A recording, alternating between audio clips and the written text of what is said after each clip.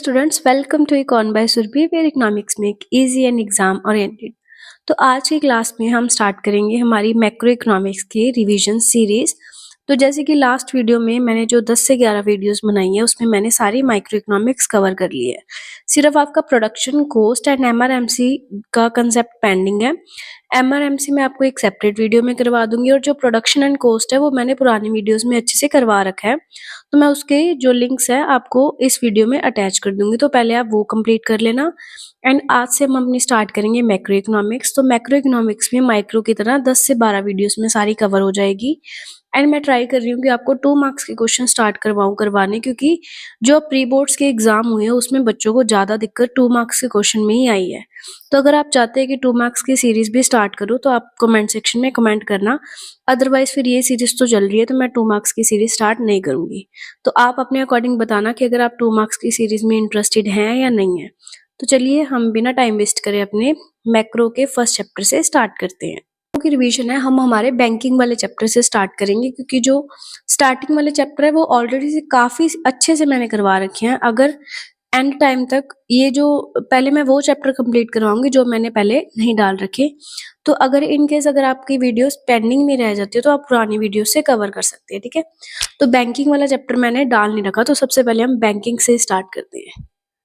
हमारा चैप्टर का नाम है, किसी किसी बुक में मनी एंड बैंकिंग इकट्ठा है एंड कई कई बुक में मनी अलग है एंड बैंकिंग अलग है। तो मनी वाला चैप्टर मैंने कंप्लीट करवाया हुआ है, तो पहले हम बैंकिंग से स्टार्ट करेंगे।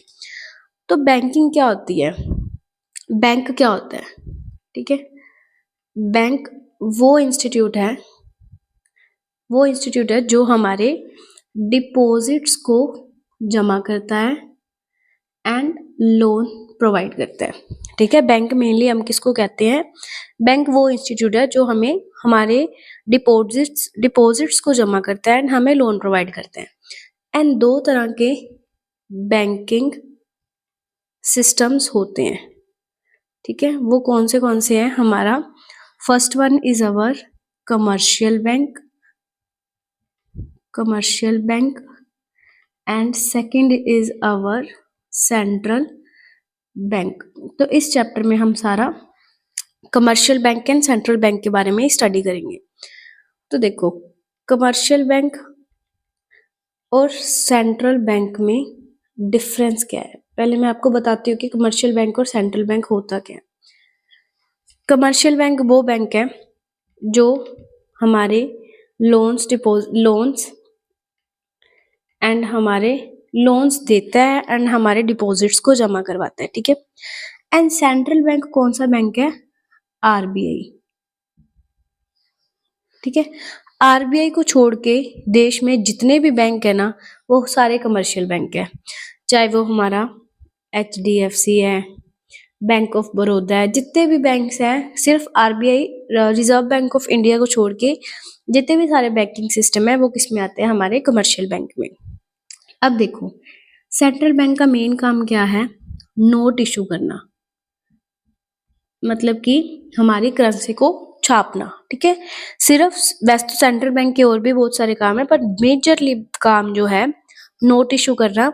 कोई भी और बैंक नोट इशू नहीं कर सकता, क्योंकि सेंट्रल बैंक के पास ही मोनोपोली होती है नोट इश्यूज करने की। तो देखो, सेंट्रल बैंक क्या है, एक अपेक्स बॉडी है जिसका मेन काम है नोट को इशू करना। एंड आरबीआई को छोड़ के जितने भी सारे बैंक्स हैं वो किस में आते हैं, हमारे कमर्शियल बैंक में।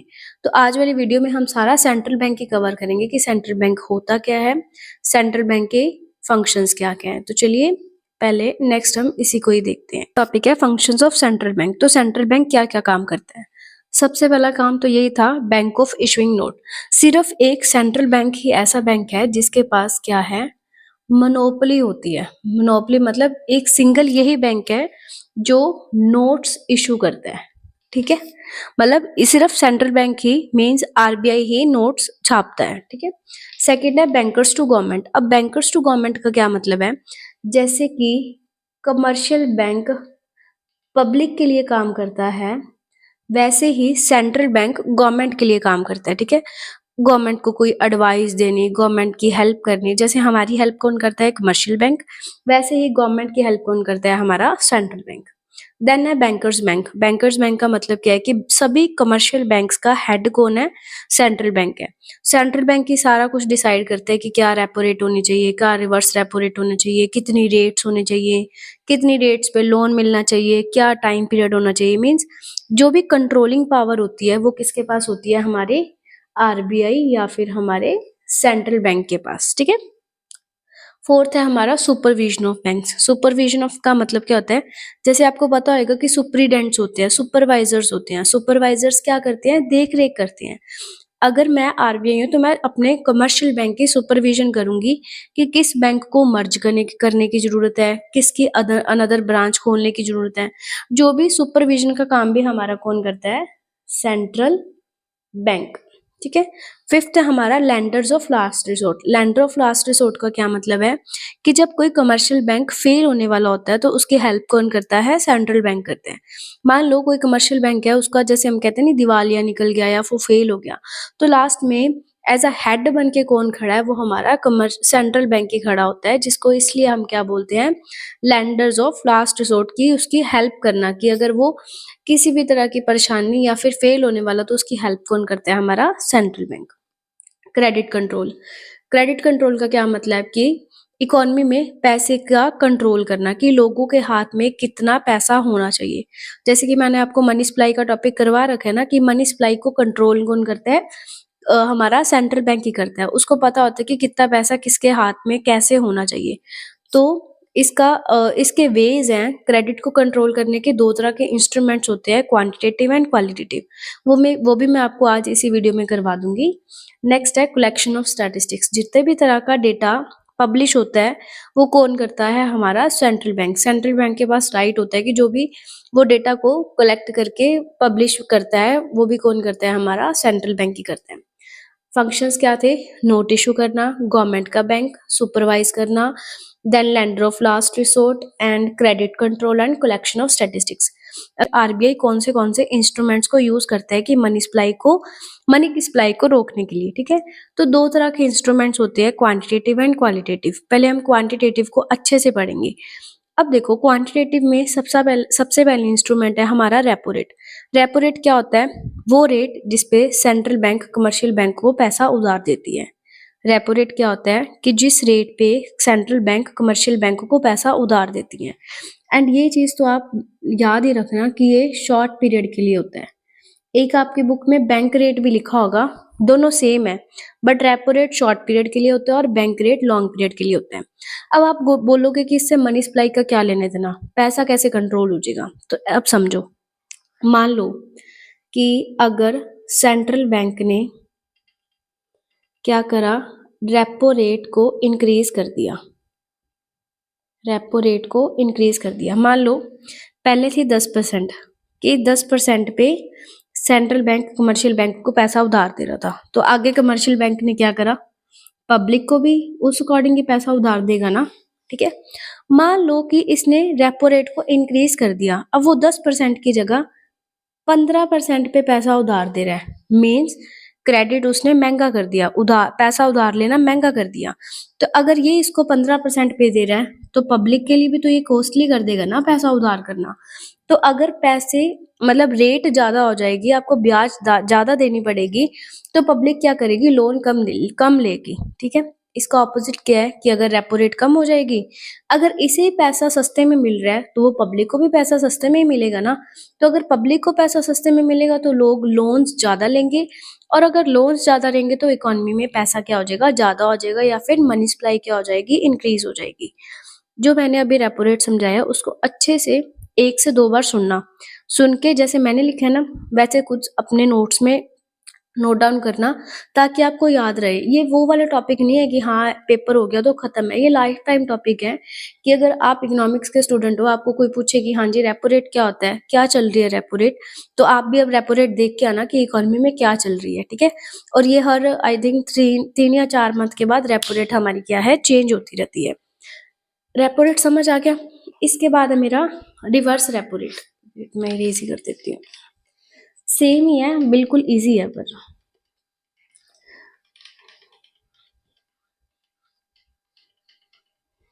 नेक्स्ट है मेरा रिवर्स रेपो रेट, ये हमारा सेंट्रल बैंक बन गया। ये हमारा, मेरी ड्राइंग थोड़ी अलग ही लेवल की है तो एडजस्ट कर लेना, कमर्शियल बैंक बन गया। ठीक है, रिवर्स रेपो रेट का मतलब क्या है कि जिस रेट पे कमर्शियल बैंक सेंट्रल बैंक को पैसा उधार देती है। रेपो रेट में क्या था, सेंट्रल कमर्शियल को देती है, रिवर्स में क्या हो गया, कमर्शियल सेंट्रल से पैसा लेती है। अब आप बोलोगे कि ये तो पैसा छापती है तो इसको लोड क्या है पैसा लेने की, क्योंकि ये इकोनॉमी में से पैसा ऑब्जॉर्व कर लेती है। मान लो रिवर्स रेपो रेट ज़्यादा हो गया, सपोज 20% हो गया, इंक्रीज हो गया, वैसे इतना नहीं होता, ज़्यादा हो गया, तो इसने क्या करा, इसको पैसा दे दिया, पब्लिक को पैसा कम देगी ना, तो अगर इसने इसको पैसा ज़्यादा दे दिया तो विच मीन्स कि पब्लिक को लोन कम दे पाएगी, और अगर पब्लिक को ही लोन कम जाएगा तो क्या होगा कि मनी सप्लाई कम हो जाएगी, और इसका वाइस वर्सा, अगर वो उसको कम रेट पे मतलब सस्ते रेट पे पैसा देगी, जिससे क्या है कि लोगों के पास पैसा ज़्यादा हो जाएगा और मनी सप्लाई इंक्रीज हो जाएगी। आई होप आपको repo rate and reverse repo rate अच्छे से समझ आ गया होगा। देन हम करते हैं CRR एंड आवर SLR। बड़े इंटरेस्टिंग से टॉपिक है, अगर आप इसको ध्यान से समझोगे तो आपको अच्छा लगेगा, इकोनॉमिक्स अच्छी लगने लग जाएगी। पर पता नहीं क्यों काफ़ी बच्चों को इकोनॉमिक्स अच्छी नहीं लगती, मे बी वो SST की तरह इकोनॉमिक्स को अभी भी पढ़ते हैं। बच्चे सिर्फ इम्पोर्टेंट क्वेश्चंस बता दो, नोट्स दे दो, बस इन्हीं बातों के पीछे पड़े हैं, ना कि वो कंसेप्ट के समझते हैं। तो देखो थर्ड है हमारा, अब ये ध्यान से समझना, एक होता है हमारा CRR, कैश रिजर्व रेशो, जिसको हम बोलते हैं CRR। फोर्थ है मेरा SLR, स्टैट्यूटरी लिक्विडिटी रेशो। अब ध्यान से समझना, CRR क्या मतलब है, ये हमारा सेंट्रल बैंक है, ये हमारा कमर्शियल बैंक है। कैश रिजर्व रेशो का क्या मतलब है, सेंट्रल बैंक ना एक रेट डिसाइड करती है, वो रेट पे सभी कमर्शियल बैंक्स को उतना पैसा कमर्शियल बैंक को सेंट्रल बैंक के पास जमा करना होता है। फॉर एग्जाम्पल कि कमर्शियल बैंक के पास इस बार 100 रुपये डिपॉजिट हुए हैं, ठीक है, एंड सेंट्रल बैंक ने बोला कि CRR है हमारी 10%, ठीक है, तो 100 रुपये का 10% कितना हो गया, 10 रुपये, मीन्स ये 10 रुपये कमर्शियल ने सेंट्रल बैंक को डिपॉजिट करवाने हैं। क्यों डिपॉजिट करवाने की, इन केस अगर कमर्शियल बैंक को कभी भी जरूरत पड़ती है तो वो क्या करेगा, सेंट्रल बैंक इसकी हेल्प कर देगा, और ये जरूरी होता है हर कमर्शियल बैंक के लिए इस रेट को मेंटेन करके रखना। अगर कमर्शियल बैंक चाहता है मनी सप्लाई कम हो जाए तो वो CRR को इंक्रीज कर देगा, मीन्स उसे ज़्यादा पैसा सेंट्रल बैंक को जमा करवाना पड़ेगा। पर अगर वो चाहता है कि मनी सप्लाई ज़्यादा हो जाए तो वो रेट को कम कर देगी, ठीक है। अब SLR का मतलब क्या है, ये S से याद रखना, S से क्या होता है, सुरभि नहीं, S से कुछ और भी होता है, देखो सेंट्रल कमर्शियल। अब S का मतलब है सेल्फ, मतलब खुद के पास जमा करना। कमर्शियल बैंक के पास 100 रुपये जमा हुए हैं, ठीक है, सेंट्रल बैंक ने बोला कि SLR हमारी 20%, ये मैं थोड़ी चेंज कर रही हूँ, 20% है, मीन्स 100 रुपये का 20% कितना हो गया, ₹20। तो उसने क्या करना है, ये 20 रुपये खुद के पास जमा करने हैं कमर्शियल बैंक ने, मतलब ये सेविंग्स उसने ये 20 रुपये खुद के पास सेव करके रखने हैं, ताकि वो कभी भी मुसीबत आए तो पहले वो SLR वाला फंड यूज करेगा, अगर अभी भी पैसा पूरा नहीं हो रहा तो वो CRR वाला फंड करेगा यूज, समझे। देखो SLR में क्या होता है कि जितना भी डिपॉजिट जमा हुआ है हर कमर्शियल बैंक को उतना, जितना भी रेट डिसाइड हुई है सेंट्रल बैंक के द्वारा, वो particular rate central bank commercial bank ने अपने पास जमा करके रखनी होती है, और CRR में क्या होता है कि वो रेट उसने सेंट्रल बैंक को देना है, ठीक है। Repo, reverse repo, CRR, SLR, इसको अच्छे से देखो, ना समझ आए तो मेरे को कमेंट सेक्शन में कमेंट कर देना। इसका एक रह गया ओपन मार्केट ऑपरेशन एंड उसके बाद मैं क्वालिटेटिव इंस्ट्रूमेंट करवा के वीडियो एंड कर दूंगी। एंड मेरा एक सजेशन था कि जैसे कि आपको पता है कि 2 मार्क्स में आपके ज़्यादा मार्क्स कट होते हैं, तो अगर आप चाहते हो कि मैं 2 मार्क्स की अलग से सीरीज़ लेके आऊँ, तो आई वाज़ थिंकिंग दैट कि मैं आपके लिए एक डेली की लाइव क्लास अरेंज करवाऊँ, जिसमें क्या है कि सिर्फ़ हम 2 मार्क्स क्वेश्चन ही डिस्कस करेंगे। अराउंड 25 टू 30 मिनट्स की मैं एक लाइव क्लास डेली की रख लिया करूँगी, जिसमें सिर्फ़ 2 मार्क्स करेंगे। जैसे कि आज भी कई बच्चों का प्री बोर्ड था, प्री बोर्ड्स में सिर्फ़ 2 मार्क्स में ज़्यादा नंबर कटे हैं। तो अगर आप 2 मार्क्स वाली सीरीज़ में इंटरेस्टेड हो, सीरियस हो, तो आप मेरे को बताना कि हाँ जी 2 मार्क्स स्टार्ट करें। अगर आप नहीं इंटरेस्टेड हो तो भी कोई बात नहीं। जो रिवीजन सीरीज़ चल रही है तो वही रिवीजन सीरीज़ ही कंटिन्यू करेंगे। पर मैं 2 मार्क्स की सीरीज़ ऐसे नहीं शुरू करूँगी जब तक आप मेरे को कमेंट सेक्शन में अपने व्यूज़ नहीं दोगे कि हाँ जी करनी चाहिए या फिर नहीं करनी चाहिए। ये वाला थोड़ा मुश्किल लगता है बच्चों को। ओपन मार्केट ऑपरेशन का क्या मतलब है कि आरबीआई सिक्योरिटीज़ को सेल एंड परचेज़ करती है on the behalf of government. जैसे कि ना ये मतलब सर्टिफिकेट्स वगैरह होते हैं कि जो वो मार्केट में गवर्नमेंट के बिहाफ में सेल करती है, ठीक है? अगर तो मान लो कि वो सेल करती है, मीन्स कि मैं आरबीआई हूँ, मैंने अपनी कोई चीज़ मतलब कोई चीज़ तो नहीं कि मतलब सेल एंड परचेज़ सिक्योरिटीज़ होती हैं बेसिकली, ठीक है? सपोज़ कि मैं कोई चीज़ सेल कर रही हूँ, आप मेरे से खरीदोगे, आपने क्या करा अपना पैसा मेरे को दे दिया, मीन्स मैंने आपसे मनी सप्लाई कम करवा ली, लिक्विडिटी सोक करवा ली, मीन्स पैसा आपसे ले लिया।